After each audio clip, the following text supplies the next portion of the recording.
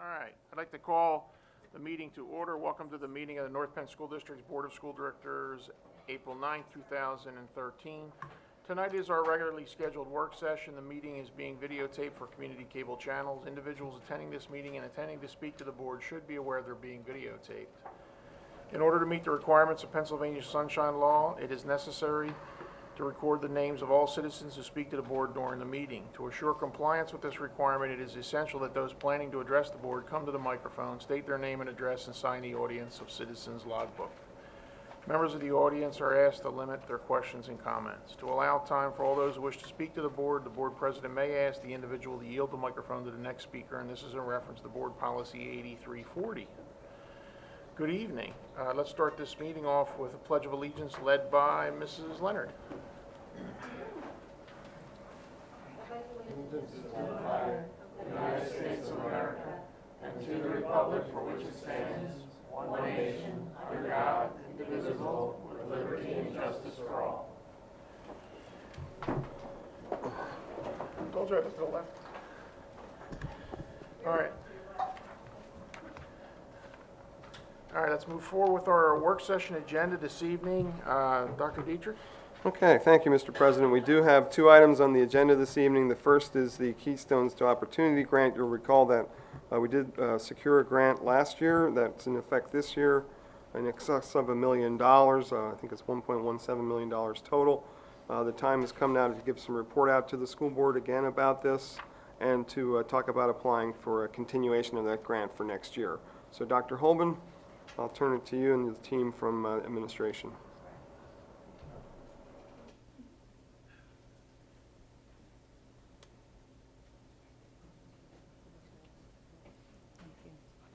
Good evening, and thank you for allowing us to give you a brief update on our work so far with the Keystones to Opportunity Grant.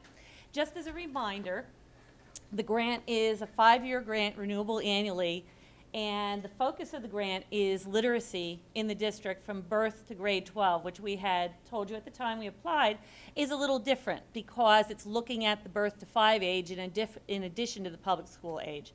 We have a district committee right now who's working to develop a comprehensive literacy plan for the district. One of the requirements of the first year of the grant is that we develop a comprehensive literacy plan that talks about our mission as a district relative to literacy, our vision for the literacy of our students, and the actions that we will take to improve literacy from birth through grade 12. Our committee just met to work on that again this afternoon, and we're hoping next month to be able to bring that forward to ECP for you guys to be able to see and review. We have had this year ongoing baseline training sessions. One of the requirements of the grant has been that there are 9 different modules that represent 9 aspects of literacy instruction, and we are required to provide training to teachers in each of those things. They range from looking at the building blocks of literacy, what are the core components to a good literacy program, to things like working on literacy with students with special needs, working on literacy with students who are English language learners, looking at transitions from grade range to grade range, and how do we ensure that students can continue to have success as they work their way through school. So we are going to be continuing that training next year with the goal of eventually having at least 75% of our staff trained in those modules. We are going to be presenting at the end of this presentation just a small snapshot of our mid-year data for reading achievement collected in January that is tied to the grant. And of course, because it's the first year of the grant, we've only been working on some of these activities for three or four months by the time the mid-year assessments were given. So you wouldn't expect to see a huge increase in data, but we're pretty pleased with most of the trends that we're going to be sharing with you. Okay. Cheryl McHugh, who's our Director of Elementary Education, as you know, is going to be talking to you a little bit about some of the instructional strategies that we've put into place through this grant.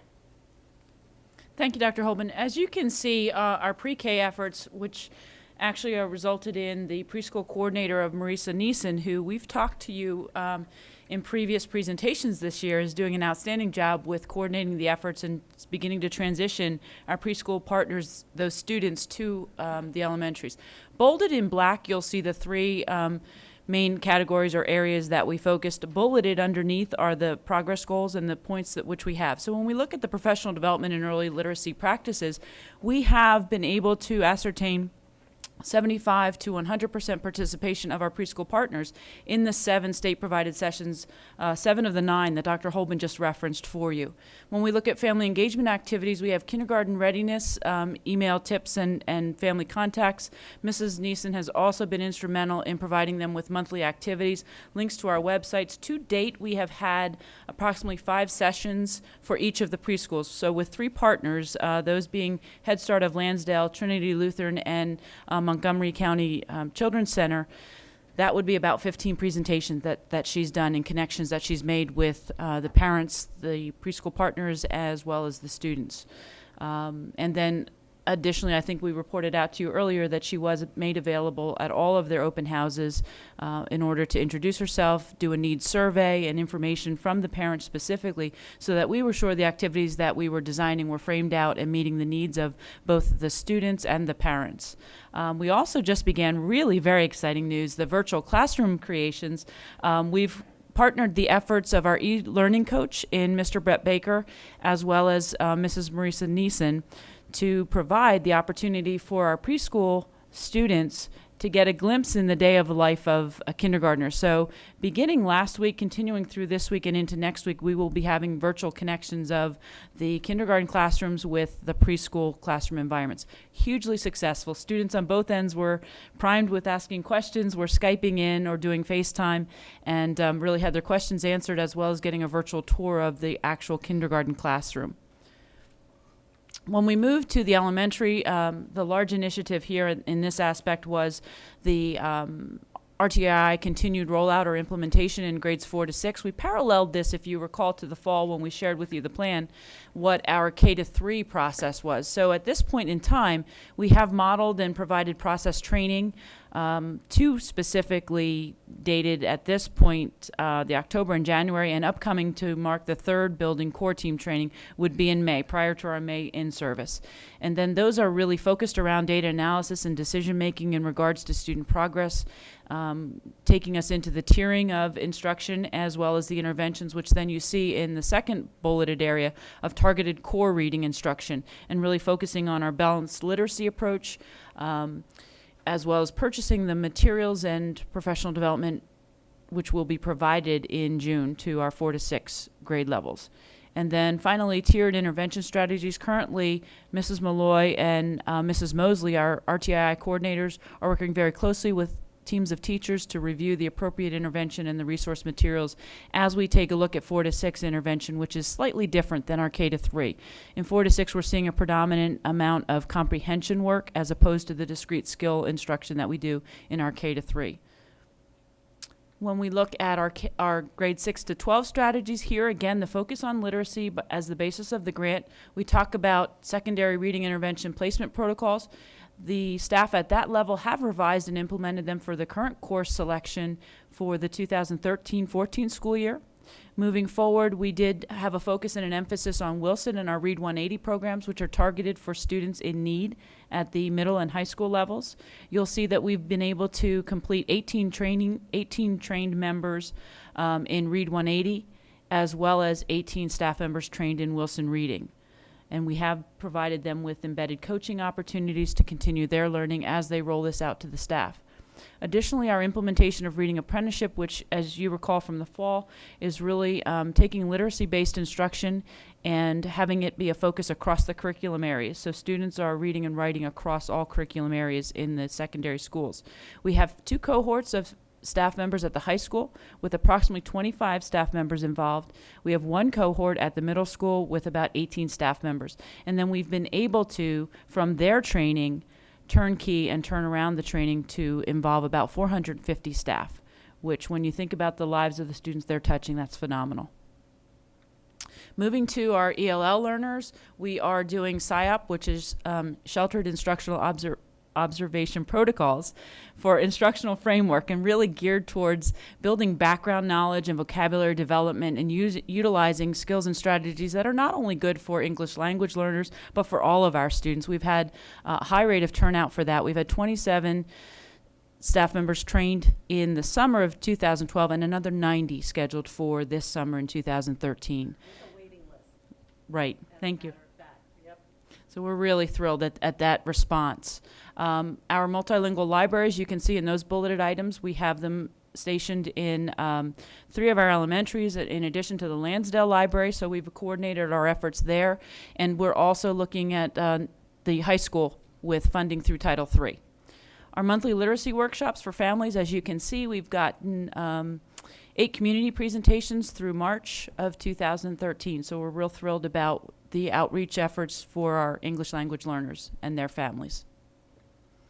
When we look at special education, we really targeted, as the slide indicates, the interventions and co-teaching model. So in sustaining professional development, which was another category of our grant, we were able to work with MCIU and the technical assistance consultants in the schools working on effective inclusion practices, and that is ongoing.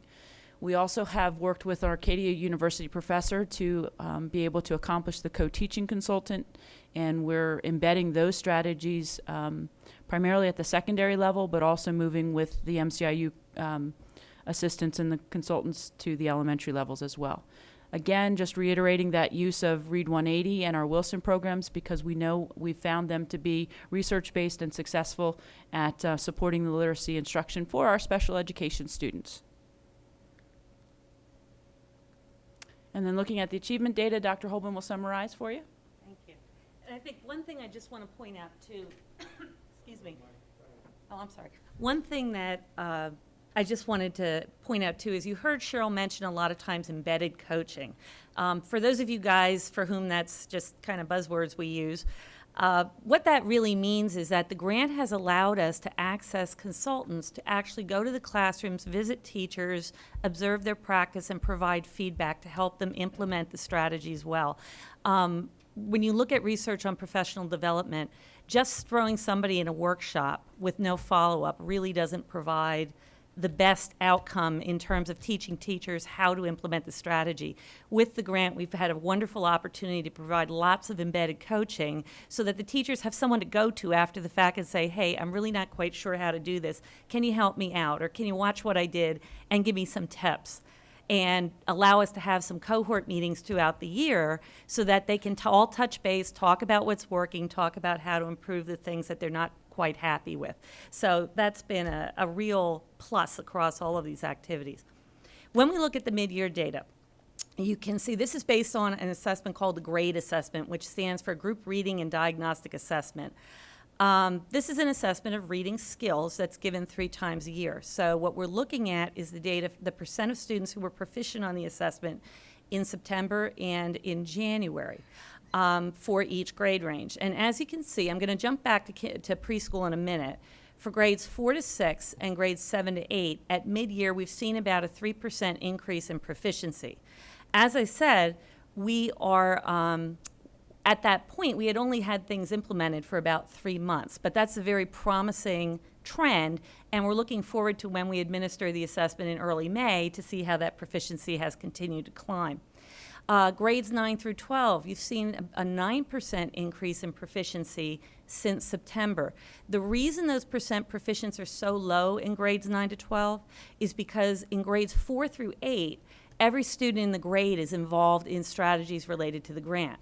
In grades 9 through 12, the students involved are the ESL students and the students who are in the reading intervention programs. So the selected group in grades 9 through 12 is by definition students who were struggling with reading skills.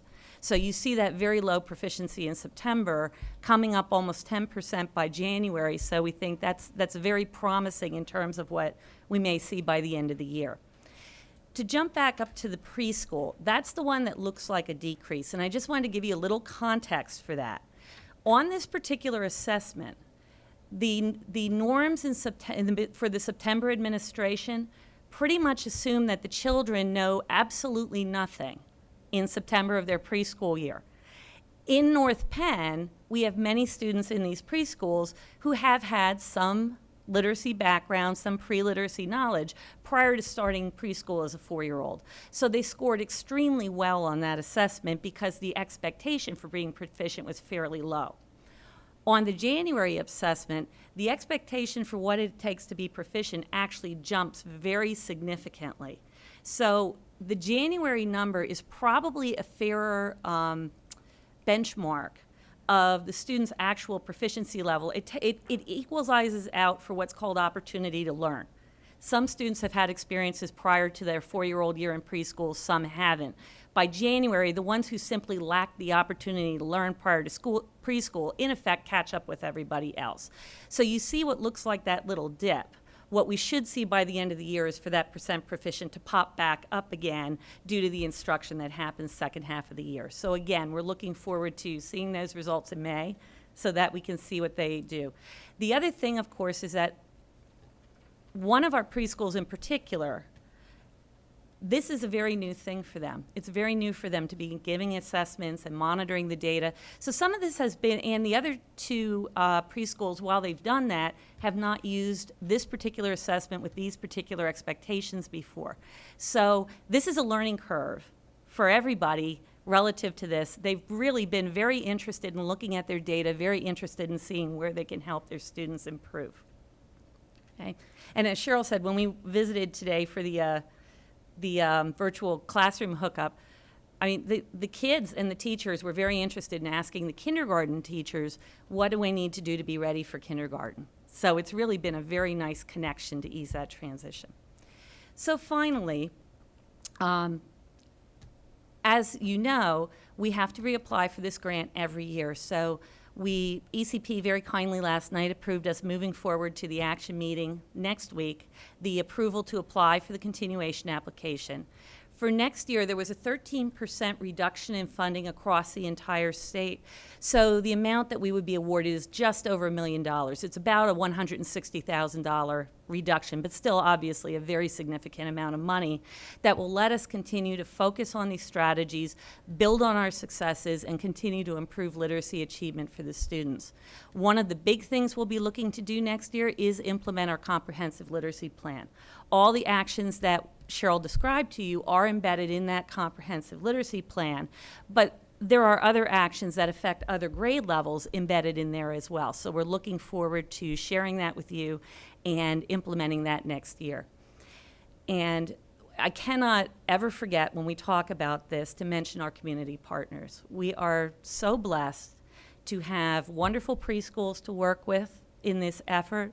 We are so blessed to have the North Penn United Way supporting us and coordinating efforts with us, and we are so blessed to have some of the other community organizations, Boys and Girls Club, some of the other ones, Lansdale Library I have to mention by name as well, who have just really reached out to us and really been willing to partner with us to help expand those literacy experiences for our children beyond what we can directly provide ourselves. We're looking forward to, in year 2 of the grant, being able to grow those community partnerships and hopefully build some more community partners so that we can really make the literacy achievement of the students in the district a community effort.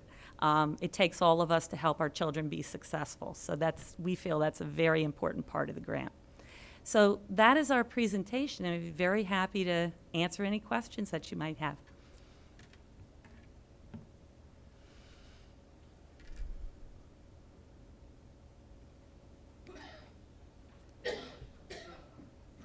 Questions? Anybody want to comment? We had a nice presentation yesterday at ECP, but you want to start over here? Any questions you want to ask? Well, I just have a comment, and I want to thank Diane and Cheryl and everybody in the administration, because this was a wonderful opportunity, and, you know, reading and literacy is really an important issue. So good job. I just want to say that. Thank you. Thank you. And thank you for your support, too. We couldn't have done it without the board's support. Last night at ECP, we properly thanked them again for all they're doing, not just in this area, but in the whole entire curriculum. And I think we're very fortunate to have this program in our community. Yeah, thank you very much. Good presentation. How much is the continuation grant? $1 million? It's $1,010,000 roughly. Okay. So it's a goal of the administration to secure board approval to be able to apply for the grant. There are no guarantees, of course. It was quite a feather in the cap of North Penn and all the individuals who worked on securing the initial grant. But we believe there's another $1 million available again here for the continuation. We think we've been able to accomplish quite a bit from the $1.17 million that we got in year one, and we would like support to be able to apply for the $1 million. You guys want to add anything to it? Okay. Well, here's the downside. If we don't, you have to undo all this. Well- We don't think the work is done. you No, know, we So don't. you're absolutely right, Yep. Vince. We need to continue this, and we've made a great start here, but we really think we need to Right. continue to push Right. forward. And the good news is the way, and I can't take credit for it, it's a team effort. And really, I couldn't do it without Cheryl and the entire rest of the team, each doing their part. The good news is, though, the way the team has structured the strategies and the activities, really what we're building toward is self-sufficiency. So that by the end of the grant, it's not the kind of thing where, the grant money's gone, we can't do this anymore. By the end of the grant, we will have the training and the capacity and the resources, frankly, to be able to continue all of these efforts without having the additional money. So that's been a real, it's been wonderful working with the team and them having the vision to know how to get us there. This is a piece of our long-range goals. Absolutely. Because if we want to meet state standards in the Absolutely. future, this is the way to do it. Absolutely, without a And doubt. if they can prime the pump and get us there for the first 5 years, that's wonderful. Absolutely. May I add something? I just, also, to be able to use this in other areas than curriculum, not just in this, but the Right. embedding and the way It's- it's worked. I mean, I can just see all kinds of possibilities for us. Absolutely. Thank you. Thank you. Thank you very much. Okay, thank you. You want to cover legislative issues Yes. for the community forum, then I'll take public comment. I do. I just want to briefly give an overview of what we intend to accomplish on Thursday evening and to invite our general public, of course, the school board, to attend Thursday evening, this is coming Thursday, at 7:00 p.m. at Penndale Middle School. We do have returns from 3 legislators indicating they plan to attend. They will be part of a panel discussion. Representative Stevens, Representative Bradford, and Representative Harper have indicated that their schedule permits for them to attend and they're interested in attending. We will introduce them. We'll introduce the school board members present, the administration present, and then also Tina Valletta, who is the Montgomery County Intermediate Unit Legislative Coordinator, will be there on Thursday evening to assist. The purpose of the meeting, we have 4 bulleted items that we've identified as a part of the plan. We'll give a brief overview of the numerous budget balancing efforts that have gone on during the recession. We're going to attempt to explain the financial and operational challenges of continued budget balancing efforts and the impact they may have on student achievement. We're going to discuss the need for mandate relief, and we're going to have information that's specific to North Penn School District. And then we're going to provide an opportunity for our local legislators to discuss efforts in Harrisburg to address issues that are important to school districts. So we're looking forward to it. We'll walk the community through that. And let me give you a couple insights into what we're going to be talking about specifically with various mandates and challenges to cost control. Pension reform is one of the items we plan to discuss on Thursday evening. Certainly a challenge to be able to fund the pension system that we have and the need for pension reform. Charter schools and cyber charter schools will be a topic of discussion. The funding for school construction and renovation will be a topic. There's a mandate relief bill that had been passed a couple years ago that we need to have renewed, and we'll talk about that. We'll talk about special education funding, the need for a bill to address economic furlough. We'll talk briefly about the Act 1 calculation methodology, and we'll talk about the right to appeal under-assessed properties. Those are all matters of importance to the school district, and we expect to get an update from our legislators on what's happening with the privatization of the liquor stores and other initiatives that are going on right now in Harrisburg. So it should be a great evening. Looking to have a great audience there. We will also have the opportunity for those who cannot attend, who can still tune in via the internet to send us questions, and we'll have somebody monitoring that and feeding those questions to the panel and to me. So we're looking forward to that, and I do invite everyone to attend. Tell everybody where it's going to be. Penndale Middle School. Also, do you know the web link for them to push questions for, or can we have it posted on the It'll, district yeah, you website? can get it on the district website. This way it's easy to get at. Any, That's all I have. Any updates from that? We also provide for the school board some model resolutions that the PSBA has provided, and Bob can speak briefly to that. There are emails that come from PSBA encouraging local school boards to adopt those resolutions. So we'd like you to think about that. We'll have some discussion about them on Thursday evening and then determine at some point in the future whether this board would like to adopt resolutions of that sort. And Bob, you want to comment about that? Sure. The school board members have at their place 4 resolutions. They have the North Penn specific information in them with our spending history, perhaps something about the state spending level, the enrollment increases, depending on the issue. So as Kurt mentioned, the first one deals with pension reform, and we project into the future to see how much of an issue that will be for us over the next 5 or 6 years. The second one deals with cyber charter reform. That has its own specific issues. And then the other one deals with charter school reform, and then the school construction subsidy, which has been put on hold for the last couple of years, and it could affect us to the tune of about $250,000. So these are resolutions in a standard format that applies to all schools, but you have North Penn specific information to consider. Any questions of the PSBA resolutions? All right, I'd like to take public comment. Anyone wishing to speak to the school board, please step forward, state your name and address, and sign the audience of citizens logbook. I'll come back to you, Carolyn, I'm sorry.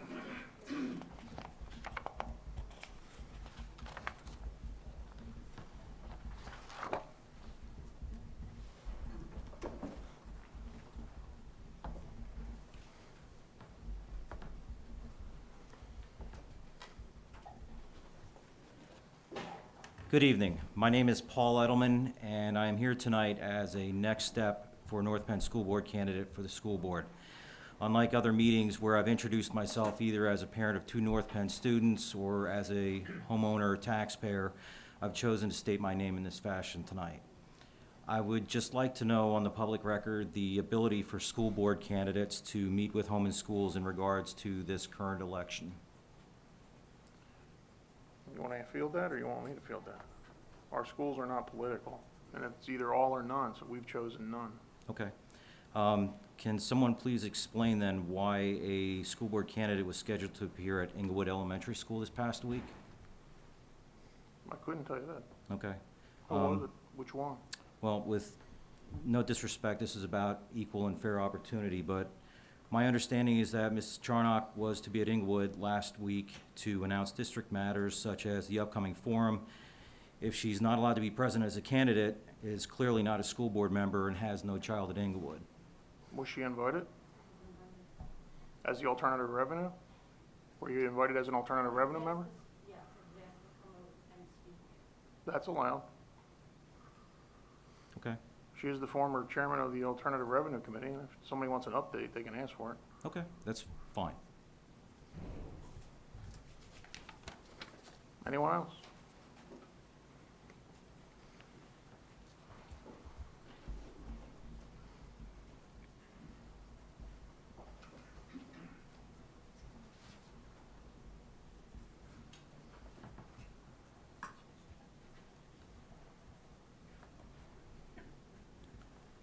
Good evening. My name is Josie Charnock. I live at 207 Federal Court in Harleysville. I just had a couple of questions with regard to the Keystone to Opportunity Grant. For the slide you showed about the change from September to January, were those the same kids that were measured? Yes, Okay. yes. Thank you. And the other thing, it was brought up that using this grant will help to meet the state standards, which are critical. So is there going to be a longitudinal study to see that the early investment is bearing fruit? Yes, we will do that in-house. The grade assessment actually is what's called a vertically scaled assessment, which means that no matter what grade level you're in effect measured on the same ruler. So even when you go from grade level to grade level, you can follow the growth of the student from one grade level to the next. We will obviously look at that internally for exactly the reason that you're stating, to try to make sure that we see that literacy kicking up over the longitudinal years and ensure that the students don't get a bump and then start to slide back again.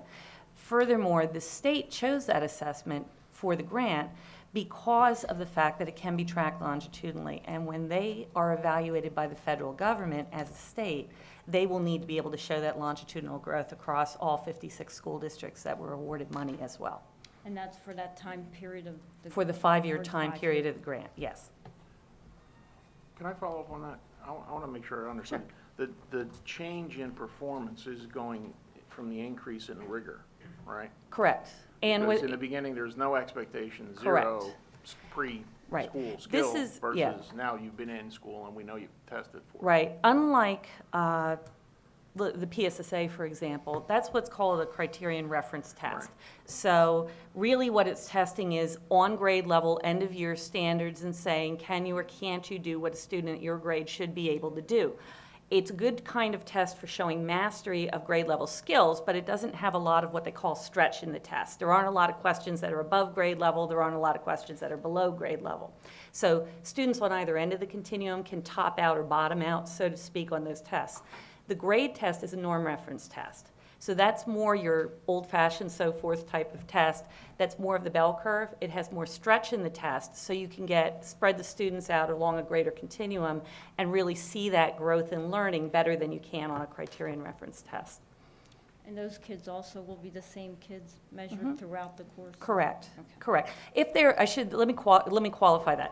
The students that are in the grade ranges that were included in the grant will be tested every year. Obviously, as students get older and age out of those grade ranges, then they won't continue to be tested. But a student who starts in 4th grade this year, for instance, will be tested in 4th, 5th, 6th, 7th, 8th, which would be the 5 years Got it. of the grant.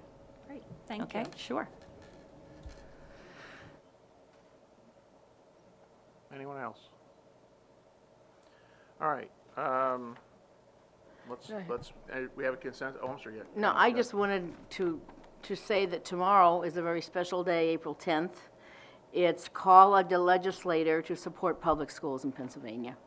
And I just think anyone who hears this, public schools are important, and we're going to follow that up on Thursday, which is a wonderful thing.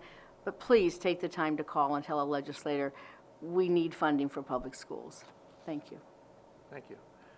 Do we have a consensus? We're going to move the Keystone Opportunity Grant continuation request to the action meeting. No problem with that idea? No problem at all. Kurt, I wish you a lot of luck with your legislative forum, and I hope it's fun. Can I just comment on that? Go ahead. I would love to be there. I'm going to be out of town on work. Can't make it, but hopefully, I'm there in spirit. I'll probably be watching on the web.